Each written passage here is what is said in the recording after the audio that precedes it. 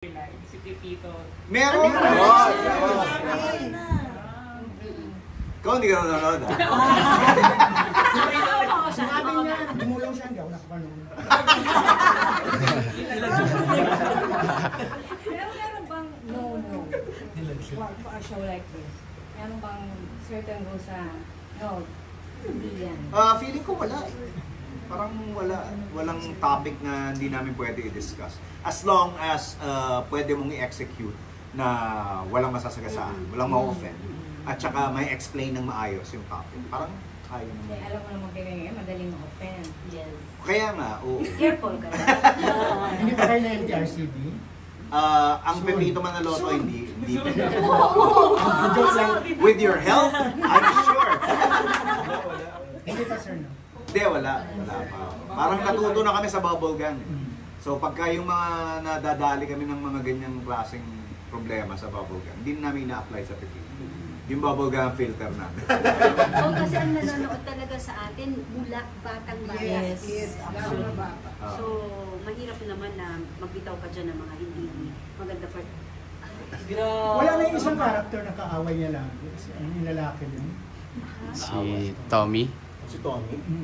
Wala lang si Tommy. Wala lang siya dito ngayon. Wala lang siya. Hindi ka rin. Matagal ka na hindi nanonood. Baka ilang araw ka na hindi nanonood. Yan na. Five. Saan yung gusto ano to? Ano maasahan pa? I think, ako as much as possible, parang day-to-day muna yung mangyayari. Parang pinapakiramdaman mo muna kung ano yung estado ng show. And from time to time, may papasok na idea. And yun yung mga binabangko namin, mga ideas. As I said earlier, medyo malayo na yung narating ng ng mga projection ng mga storya. Kaya lang, syempre, dapat tama rin yung timing para makarelate yung marami, tapos hindi ka agad magsawa, hindi ka agad ma-overwhelm. So talagang dapat naka-pacing. Tumitingin pa kayo sa ratings o wala ng ratings? Obligado ang network na tumingin sa ratings. Kayo ba? Well, masarap kasi sa feeling pag nakita mo na siyempre, diba? Ako po, may pros and cons, syempre, you have to look at the ratings kung ano na yung dapat natin gawin, kung may kulang ba. Pero hindi ka dapat mag-dwell dun sa rating as long as the people love the show at talagang kinikater talaga nila. Pero syempre, on the business side of it, dapat maging careful sa ratings. Diba? So, ang swerte lang ng group, our group, we're very cooperative. Like, if it's needed na, oh guys, everybody should help. We find ways. BDO. Pwede pala, BPI. Bakit?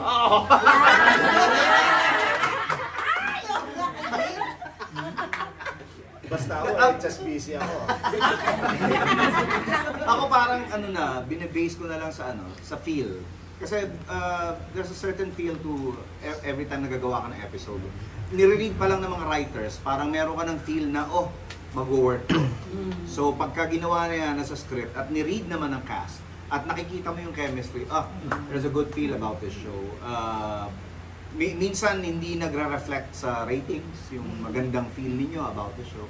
Pero pagka pinalabas na, let's say sa social media, sa YouTube, pagka pinalabas ng ULOL, makikita mo yung comments at saka yung views. Nag-enjoy pa rin sila. Kina-capture nila.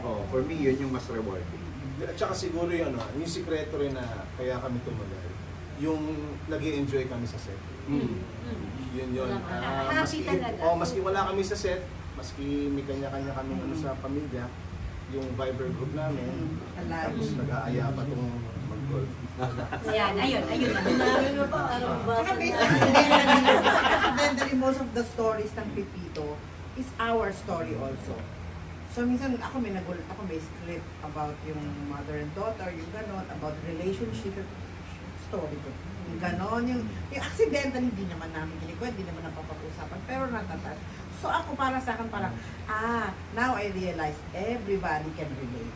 Kasi yun na talaga, relatability talaga more than anything. Kasi yung pwedeng itong kwentong ito ay nangyari na rin kay ganito eh. Pwedeng sa isang tahanan, merong isang Tommy.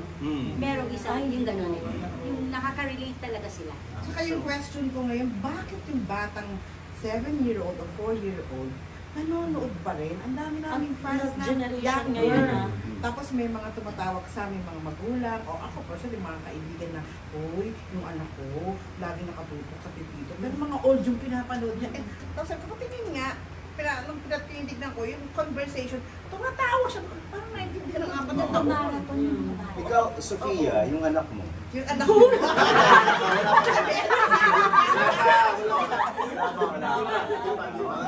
Mag-aapo pa lang, di ba? Hot topic headline. Sofia, may anak na. Meron na ba?